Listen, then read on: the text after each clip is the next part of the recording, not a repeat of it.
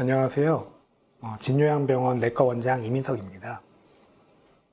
일단 당뇨병은 대표적인 거는 크게 두 가지로 나눌 수 있습니다. 제1형 당뇨병하고 제2형 당뇨병 이렇게 나누는데요. 발생 양상에 따라서 나눈 것이고요.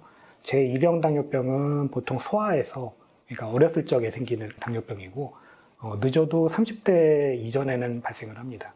이것은 유전적인 요인에 의해서 인슐린을 분비하는 췌장에 있는 세포들이 파괴가 돼서 심각한 인슐린 결핍 증상이 나타나는 것을 특징으로 하는 당뇨병이고요. 그 다음에 제2형 당뇨병은 보통 성인 당뇨병이라고 해서 사실 우리가 흔하게 접하게 되는 당뇨병은 대부분 다 제2형 당뇨병입니다.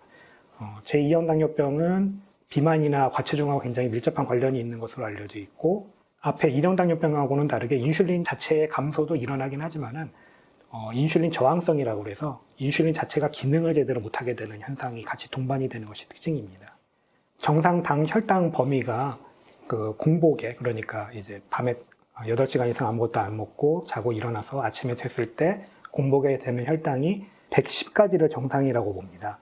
그 다음에 중간선이 있어요. 110에서 126까지는 이제 조금 이상한 거죠. 하지만 아직은 병은 아닙니다. 126을 넘게 되면은 이제 그때부터 병이 있다고 봅니다. 진단 기준이죠. 물론 이제 진단 기준이 요거 하나만 있는 것은 아니고요. 그냥 하루 중에 아무 때나 랜덤하게 됐을 때 혈당이 200mg/dl를 넘게 되면은 이거는 이상이 있다고 봅니다. 그래서 여러 가지 다른 측정 방법을 통해서 당뇨병을 진단을 내리게 됩니다. 당뇨병의 합병증은 크게 급성합병증하고 만성합병증으로 나눌 수 있습니다. 급성합병증 같은 경우는 이제 갑자기 생기는 합병증을 얘기하는데, 혈당이 갑자기 많이 올라서 생기는 합병증이 있고, 그 다음에 혈당이 갑자기 떨어져서 생기는 합병증이 있습니다. 혈당이 많이 올라서 생기는 합병증은 이제 고혈당성 혼수나 케톤산 혈증이라고 하는 것이 있는데요. 그리고 혈당이 갑자기 떨어져서 생기는 합병증은 저혈당증이 있고, 이 저혈당증이 바로 당뇨병 환자분들이 가장 흔하게 겪게 되는 합병증 중에 하나입니다. 그리고 이제 만성합병증이 있는데요. 만성합병증은 굉장히 여러 종류가 있습니다.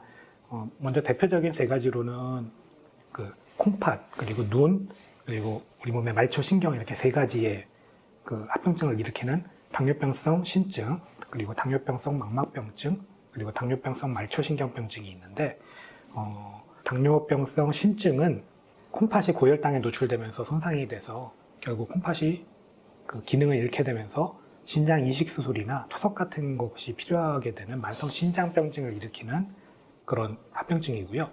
그 다음에 두 번째로 당뇨병성 망막병증은 우리 몸의 망막혈관에 정맥류가 생기거나 아니면은 혈관 신생이 되어서 시력을 차차 잃게 되는 그런 합병증입니다.